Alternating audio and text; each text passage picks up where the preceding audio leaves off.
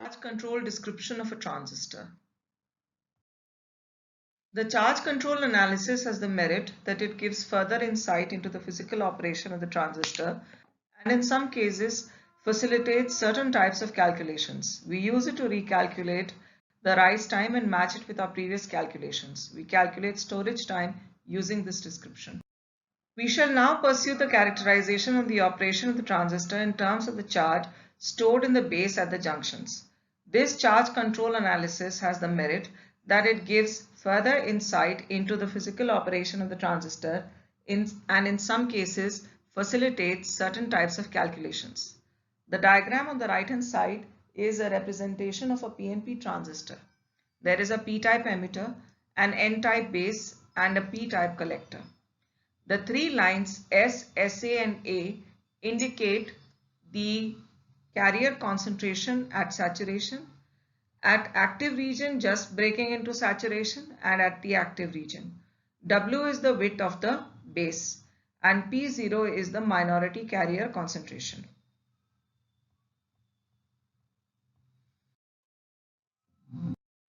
The collector current in the active region is related to the carrier density by the diffusion current equation IC is equal to QA dB dP by dx, which is equal to minus QA dB P0 by W. The average density of holes is given by P0 by 2. The minority charge in the base is QB equal to Q P0 AW by 2, which is equal to minus W square by 2 dB IC. QB is a positive charge. The negative sign appears in the expression for it because IC is arbitrarily taken positive and the current flows into the transistor. The exact factor of proportionality between QB and IC is valid for a transistor having an ideal one-dimensional flow of current. However, we shall simply assume QB to be proportional to IC. QB is equal to minus W square upon 2 dB IC. The importance of this equation rests in that it indicates that a collector current is determined by excess minority carrier base charge and that base charge may be viewed as an independent variable in the place of the base current to determine the collector current. Now it is very important to realize that a net charge in the base must at all times be zero. Let us see how and why. We consider a PNP device. A positive charge accumulates in the base because of injection of holes across the emitter junction. Now if this charge were not neutralized, an electric field would be generated, restraining the emission of further holes into the base. This neutralizing charge is provided by the base current. Accordingly, if a positive base charge has been supplied through injection of minority carriers across the emitter junction, then past history of the base current which is supplying electrons to the base must be such that the integrated effect of the base current has similarly caused the accumulation of an equal but negative charge. The description above of the manner in which the minority charge determines the collector current and the majority charge neutralizes the minority charge makes it appear that in the steady state there is no need for the base current. Thus it suggests that when the base current has supplied the charge necessary to sustain a collector current, the collector current might thereafter continue indefinitely without the base current. In an ideal transistor, such would indeed be the case, but in a physical transistor, the minority carrier charge and the majority carrier charge in the presence of one another diminish due to recombination. Thus, a small base current must flow to replenish the majority charge lost by recombination and the emitter current must be larger than the collector current by exactly the base current needed to replenish the loss of minority charge due to recombination. We now come to the fundamental charge control equations. At the emitter junction, a current IE of minority carriers, say holes, enters the base.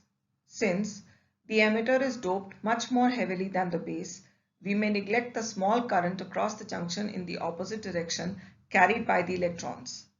At the collector junction, a collector current minus IC of minority carriers leaves the base. The total current of minority carriers directed into the base is given by IE minus IC equal to IE plus IC equal to minus IB. Therefore, Charge control equations when applied to the base become dqb by dt plus qb by tau b equal to minus ib. Qb is the charge of excess minority carriers in the base and tau b is the lifetime of these carriers in the base. In the steady state, dqb by dt is equal to 0. With a steady base current, IB is equal to capital IB. Therefore, QB by tau B, which is given by minus small ib, is equal to minus capital IB. Therefore, IB is equal to minus QB by tau B. So, QB, which was actually equal to minus W square upon 2 dB IC, now becomes equal to IC equal to minus QB by tau C. The parameter tau C has dimensions of time and is referred to in the literature as a time constant. However, it has no simple and direct interpretation as the time constant, as does tau b. In a similar way, we may introduce a third time constant tau e defined by IE equal to minus QB upon tau e. However, since IB plus IC plus IE is equal to 0, this third time constant is not independent of the other two. Now coming back to IB equal to minus QB by tau b, this applies only to the steady state. So dqb by dt plus qb by tau b equal to minus ib is a more general valid equation. Let us assume that IC equal to minus qb by tau c applies to both the steady state and also when the collector current is changing. So we have ICT equal to minus qbt upon tau c. The lowercase symbol represents time varying quantities. It is an approximation in which only one total charge QB is taken into account. It is the best possible approximation consistent with an analysis based on a single time constant tau b. We now carry out a calculation of the rise time response using charge control analysis. In the diagram on the right hand side, a voltage step is applied through a parallel combination of RC to the base of the transistor.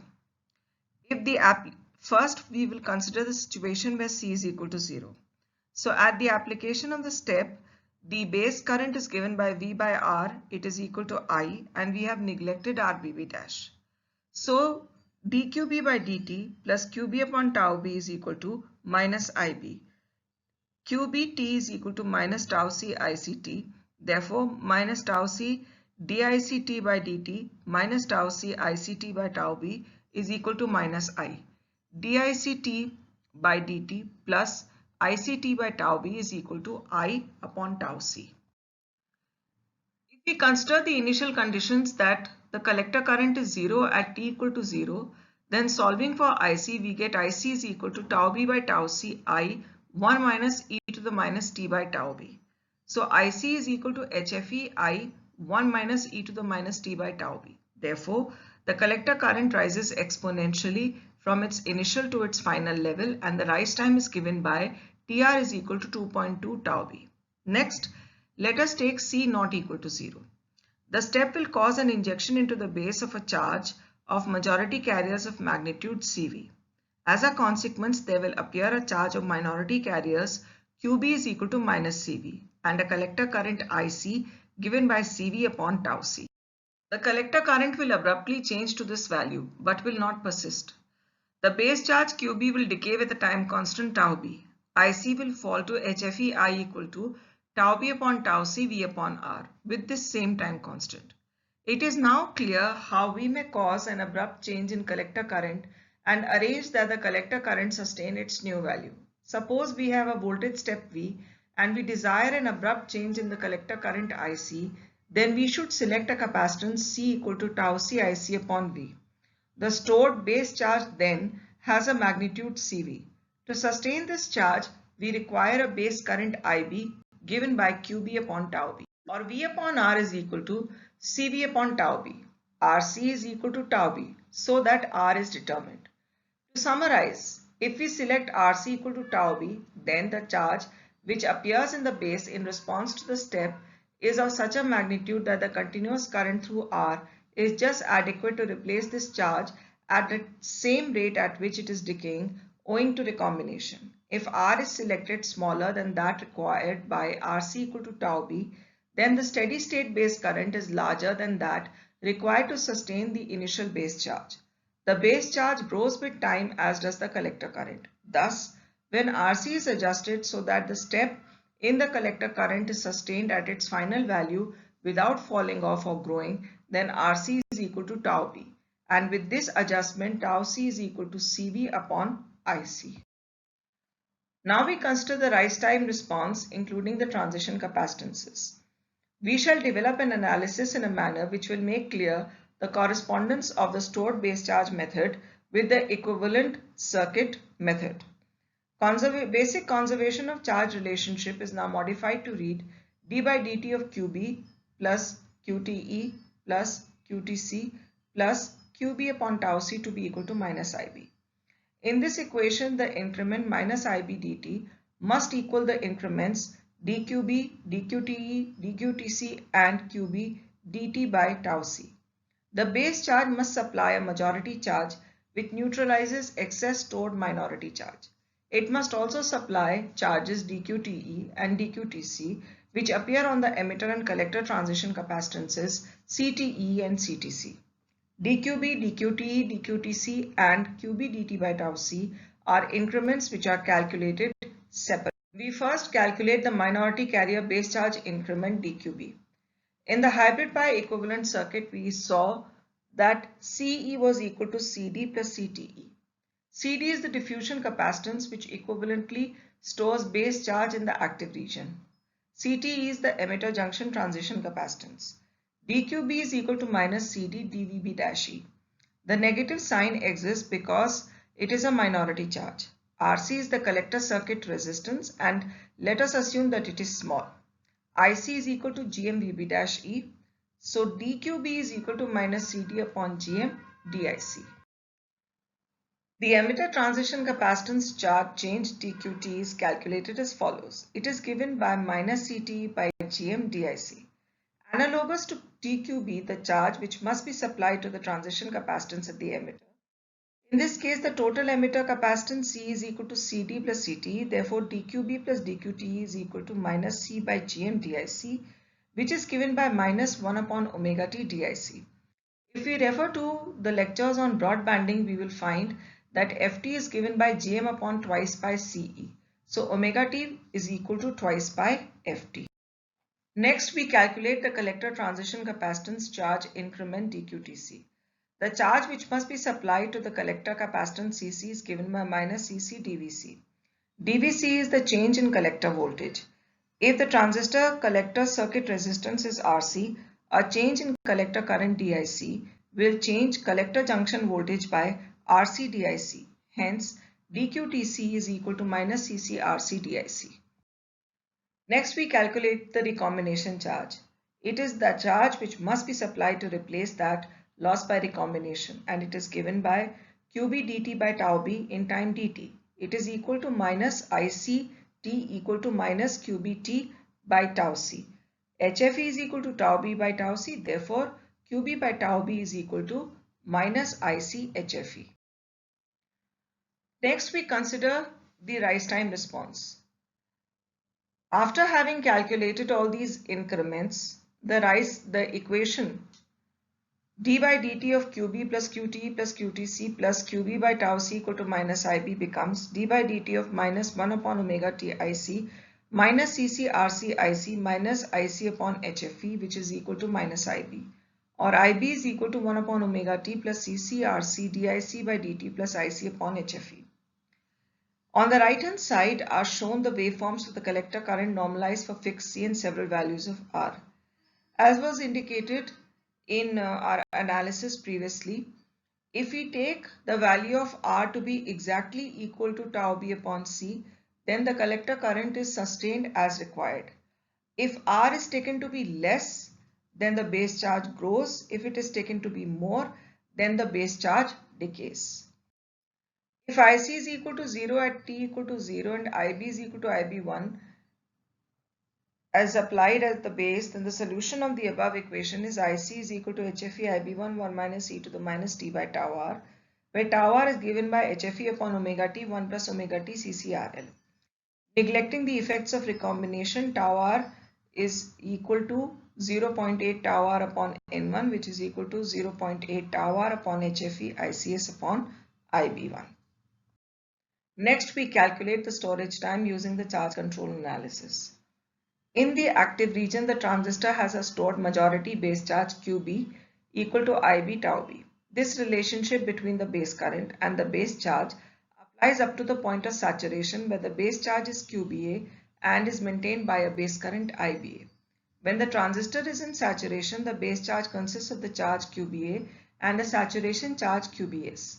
We must certainly expect that an additional component of base current IBS will be required to maintain the extra charge QBS. Accordingly, we may relate the charge QBS to the current IBS through a time constant tau s. We shall now find an expression for the time Ts required to remove the saturation charge QBS and thereby bring the transistor out of saturation. As long as the transistor is in saturation, voltages across the junctions remain fixed and consequently there are no changes in the charge stored on the transition capacitances. The base charge QB is a sum of QBA and QBS. The transistor is initially kept in saturation by the current IB1. At t equal to 0, the current is abruptly changed to IB2. Since IB2 is less than IBA, eventually the transistor will come out of saturation. So IB2 is equal to QBA by tau B plus QBS by tau S plus dQBS by dt. As long as QBS is not equal to 0, dQBA by dt is equal to 0. QBA by tau B is equal to IBA. So IB2 minus IBA is equal to QBS by tau S plus dQBS by dt. The solution to the equation IB2 minus IBA equal to QBS by tau S plus dQBS by dt is of the type dy by ds plus py is equal to q. The integrating factor is e to the integral p dx. Then we will get the solution as y e to the integral p dx is equal to integral q e to the integral p dx plus c, where c is the constant of integration. Applying the same process to the equation under consideration, QBS e raised to the power integral dt by tau s is equal to integral IB2 minus IBA e raised to the power integral dt by tau s dt plus c. So QBS e raised to the power t by tau s is equal to IB2 minus IBA e raised to the power t by tau s plus c. To determine c, we consider the initial conditions where at time t equal to 0, the charge QBS is equal to tau s IB1 minus IBA. This gives us the constant of integration C as tau s IB1 minus IB2. Substituting the value of the constant of integration, we get the final expression as QBS e raised to the power t by tau s equal to IB2 minus IBA e raised to the power t by tau s plus IB1 minus IB2 tau s. The storage time is determined by the situation where QBS turns to 0. So at time t equal to TS1, let us assume that the stored base charge becomes equal to 0.